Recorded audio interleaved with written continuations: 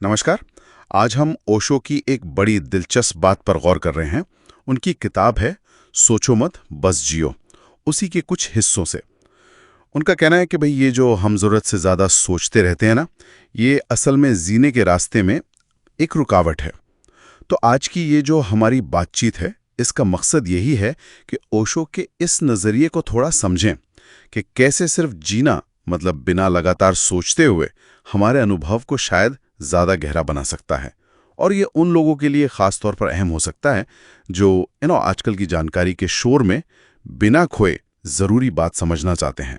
चलिए इस विचार को थोड़ा खोलते हैं।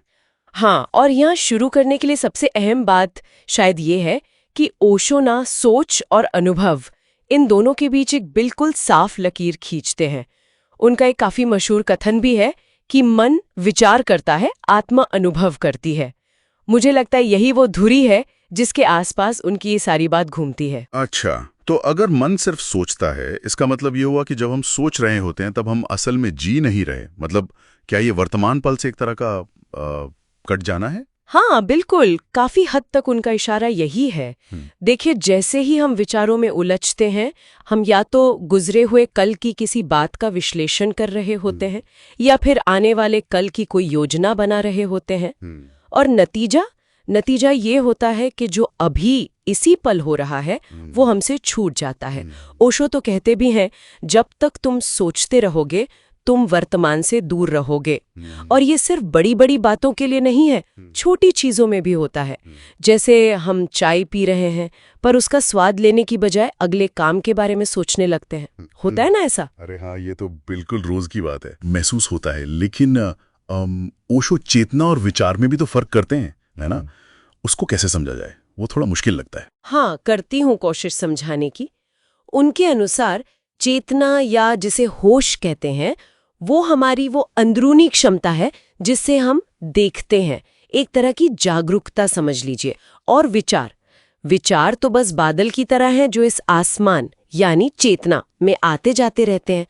उन्होंने एक सिनेमा हॉल का उदाहरण भी दिया है, मुझे याद है कि हम दर्शक हैं, स्क्रीन पर जो फिल्म चल रही है वो नहीं। तो अगर हम अपने विचारों को भी बस ऐसे ही आते जाते देख सकें, बिना उनसे पूरी तरह चिपक जाएं, तो हम उनके कैदी नहीं बनते। ये सिर्फ देखना है, विचारों में बह जाना नहीं। ये सिर्फ देखने वाली बात सुनने में तो अच्छी है, पर ये मन कहाँ आसानी से देखने देता है।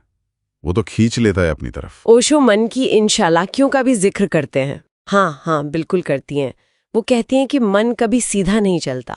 वो या तो डर दिखाएगा, है ना, अरे अगर ऐसा हो गया तो, या फिर कोई लालच देगा, वाह अगर वैसा हो जाए तो कितना अच्छा हो।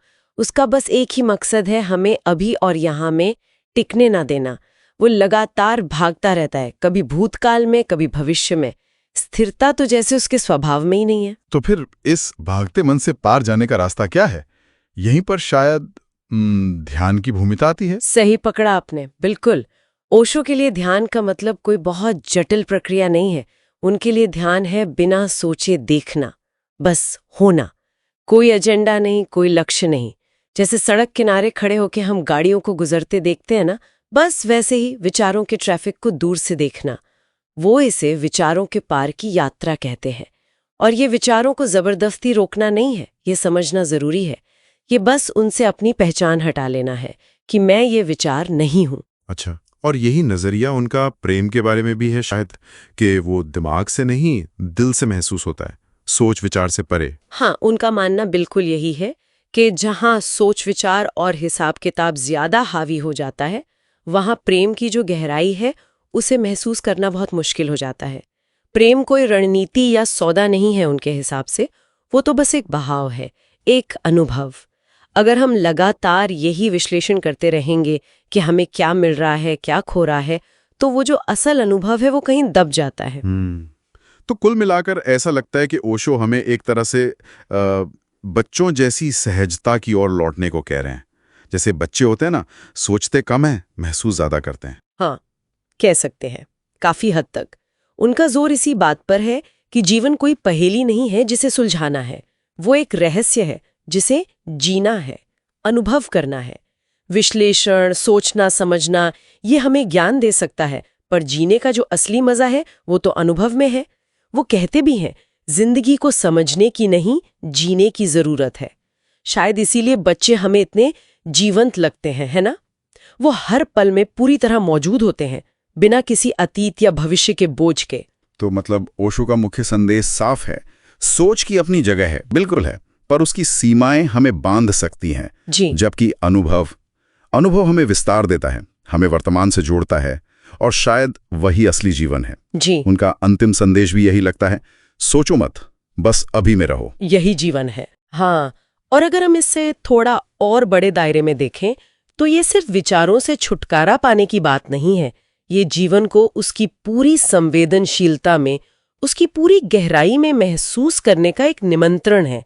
यहाँ शायद एक सवाल हम अपने लिए छोड़ सकते हैं, क्या आज हम दिन में कोई एक छोटा सा काम, कुछ भी, जैसे पानी पीना या बस थोड़ी देर चलना, बिना कुछ और सोचे सिर्फ उसकी अनुभूति पर ध्यान देकर कर सकते हैं? सिर्फ ये देखने के लिए कि ये जो होना है, बस होना, इसका एहसास आखिर लगता कैसा है?